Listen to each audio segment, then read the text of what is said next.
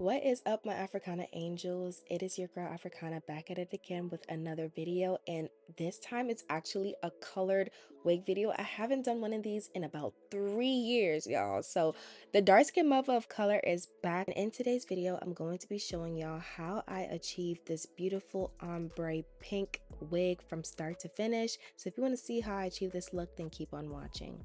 So starting off first, I am going to be showing y'all the hair that I will be using. This is from YG Wigs, and I did have 22 inches of their 613 hair, and all of the bundles are 22 inches, and we have a 5x5 HD lace closure in 18 inches. So phase one of making this wig is actually making the wig. I am going to be using my Singer Stylist 7258 sewing machine, and these are the molds that I do have it in order to make my wig. So first things first, I am going to go in and double weft all of my wefts.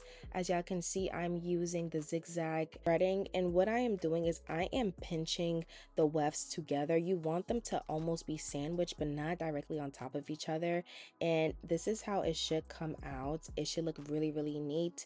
And now it is on to making the wig. So this is my mannequin head, and I am going to be using a stretch mesh dome cap, and this is very breathable. I love using this cap for making my wigs because it fits super snug, and my mannequin head is a 23-inch circumference, the same circumference as my actual head size. So you want to make sure that your canvas head is your size. You want to make sure that your wig cap is nice and snug. But now on to placing the closure. I do like to place the hairline about an inch in front of the actual wig cap, and I like to use a T-pin in the middle just to hold the wig down. And then I'm going to start on the front of the side first, and then I'm going to work on the opposite side in the back second. So I'm kind of doing the X method, and if you want to learn how to make your wigs from scratch, this is not an in-depth tutorial. I do have in-depth tutorials on how to do that, but yeah, I'm just doing the X method. So I go from front to the back side opposite, and then the front again, and then the opposite of the front and the back. Okay, and this is how I get my closures to lay very flat, almost as if like you're putting on fitted sheets on your bed. I like to work on opposite sides diagonally just so that it could be very flush. And as I am putting my hands against the perforated side of the closure, you can see that there's no lifting, and again, you just don't want any gaps.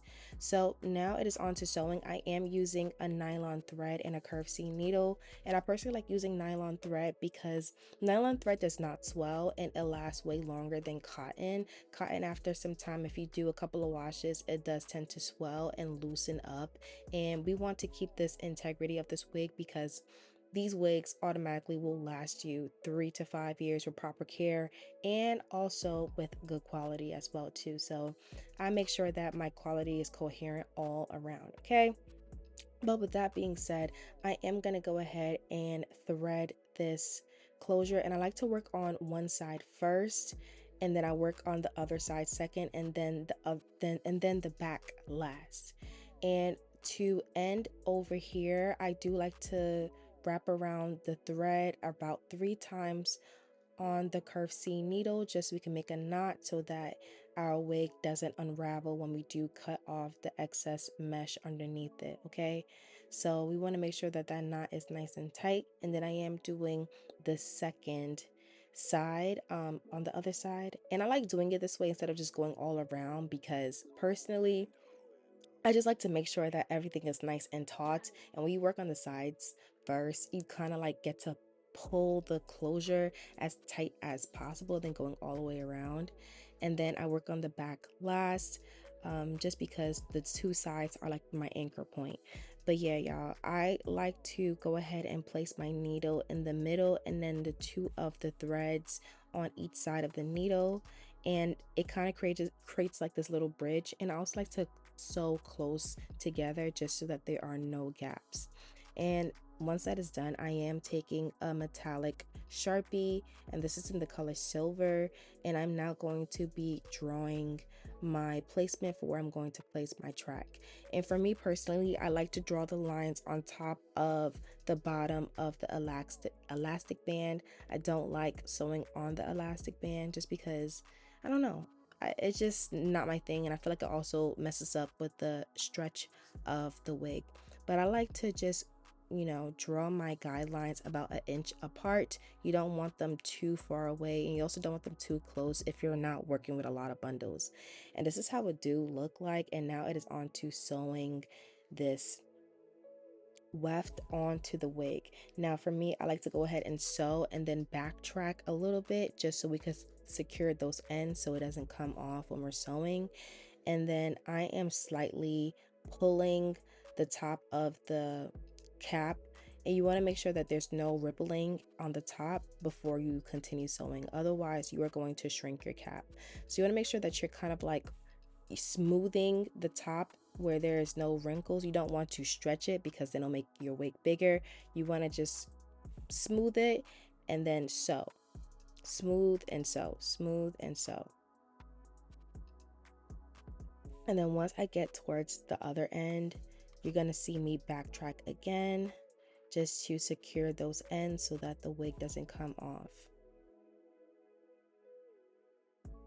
And then I go forward again.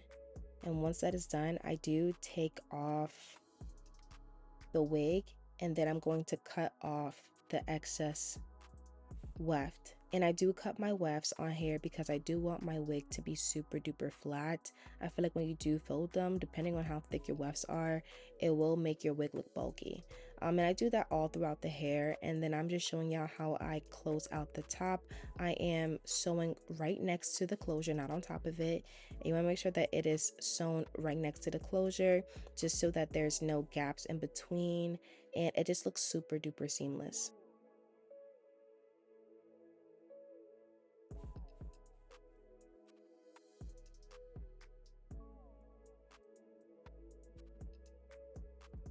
Now, once you've reached the center of the Tootsie Pop, this is how your wig should look like on top. As y'all can see, she is looking tea and super seamless, okay? But now what I am gonna go ahead and do is take my shears and turn my wig inside out, and I'm going to cut right next to the threading of the closure. You wanna make sure that you're not cutting on it because you might cut off your closure, and you're going to cut off that excess mesh underneath the wig, and this will just help with the visibility of the lace and not make your wig look wiggy, okay? But now, as y'all can see, the wig is on my head, and now it is on to coloring. But first we are going to customize this hairline because I do want my hairline to look a little bit natural, and I did part my hair in the middle part, and I'm taking my Andis hot comb on 15, and I'm going to press out that hairline and also on top of the hair, just to make sure that, for one, that the center part is center, but also two, that it is nice and flat when we are coloring the hair, because we do want every hair strand to be saturated well. But I am now going to go ahead and curve out some U's on I would say right next to the middle part, not super duper close, maybe about a half an inch away from the middle part on each side. And I'm going to create this widow's peak, and I am taking sections of what I parted out, and then I'm going to twist my finger and then pull, and this is how I achieve my hairline. I did pluck a little bit behind the hairline off camera, but as I can see, this is how the hairline look, and I just love this look, especially on 613 hair, because it makes the middle part look super, crisp, okay? It gives it a bust down look. But now on to coloring, y'all. We are gonna go ahead and use my Shimmer Light shampoo from Clairol, and I'm going to take a hot bucket of water, and I did place it in a clear bucket, and I'm going to mix that shampoo into the water, and then we're going to dip the hair into the water. You want to make sure that this hair is super saturated with the water, because we want all of the strands to be concentrated and to also get colored. And the reason why I'm toning my hair is because we are doing a pastel pink up top, and it requires us to get to a level 9 in order for the pastel pink to show. And if you do not do this step, if you are doing pastel pink or any type of pastel color, it will not show, and if it does show, it will look more yellowish, and you do not want that. So I did let that sit for about 10 minutes in the water.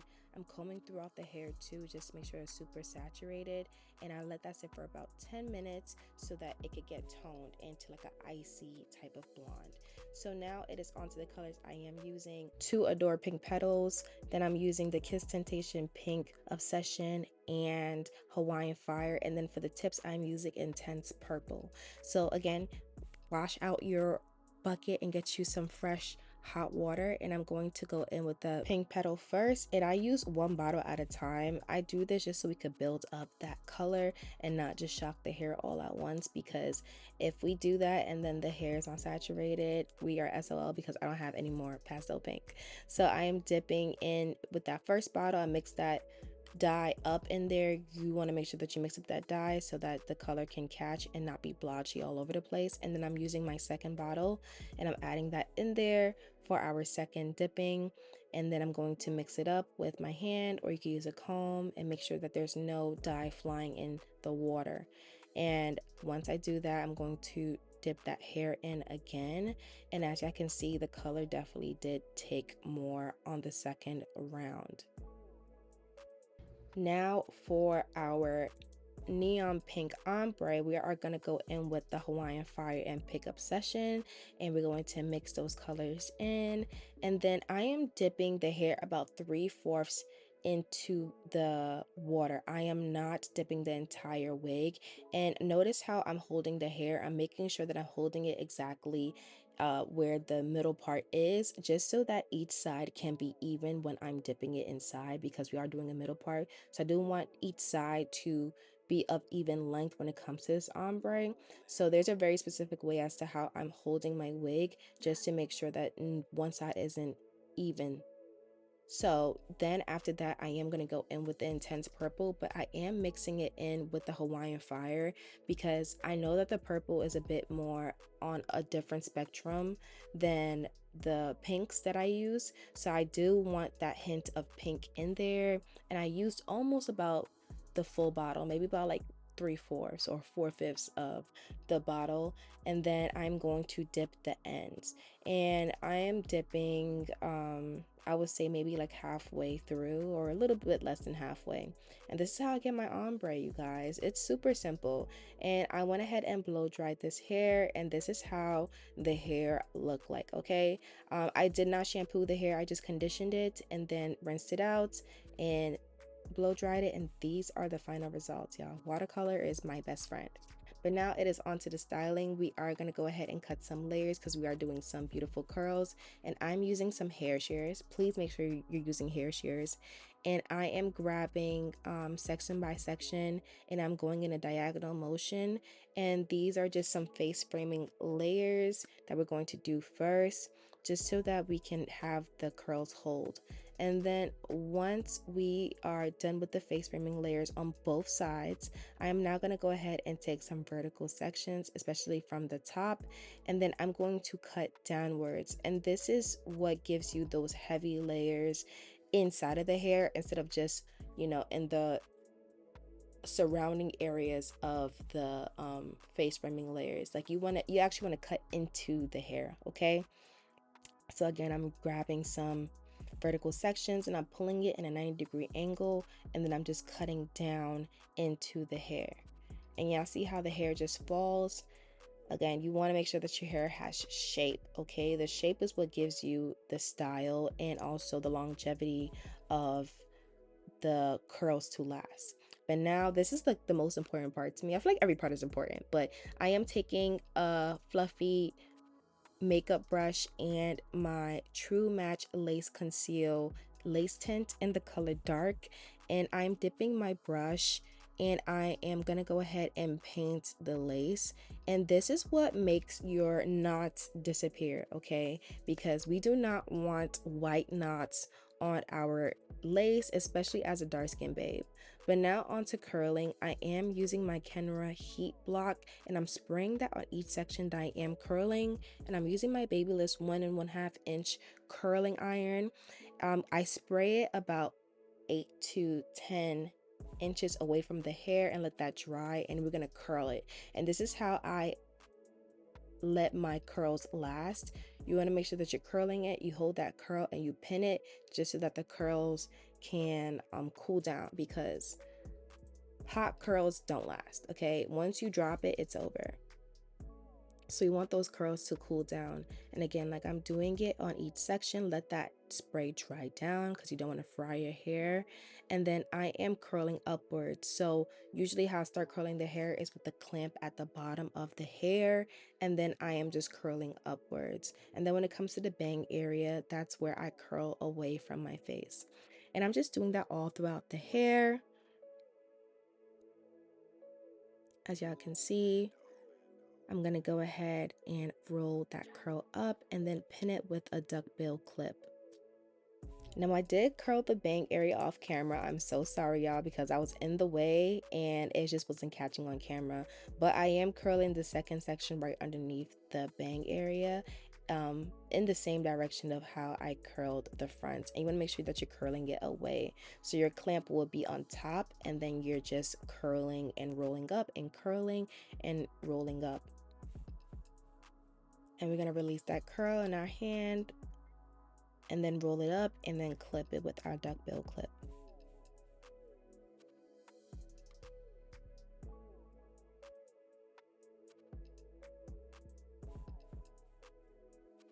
Now I went ahead and let this set while I did my makeup off camera, and y'all, she is looking super duper tea, okay?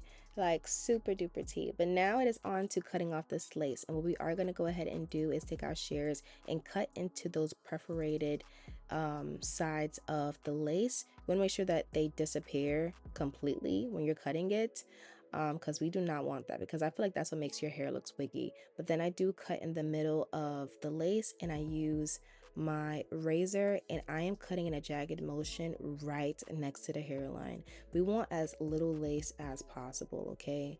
You don't want to cut the hair away, but you do want to cut as close to the hairline as possible, and I do that on both sides. And y'all, do y'all see how natural this hairline look? Mind y'all, there is no glue on my head. This is completely glueless. This is what makes or break your wig, okay? Cutting into those perforated sides and making sure that you're cutting in a jagged motion right next to that hairline. But now it is onto the fun part. We are releasing these curls, okay? And you want to make sure that these curls are falling in the direction that you did curl them. Otherwise, when you release them and they go in the opposite direction, once you comb it out, it will start looking a little bit funky. I'm not gonna lie, y'all. So I am releasing these curls, and then I'm going to take a rake comb, which is a wide tooth comb, and I'm going to comb throughout these curls.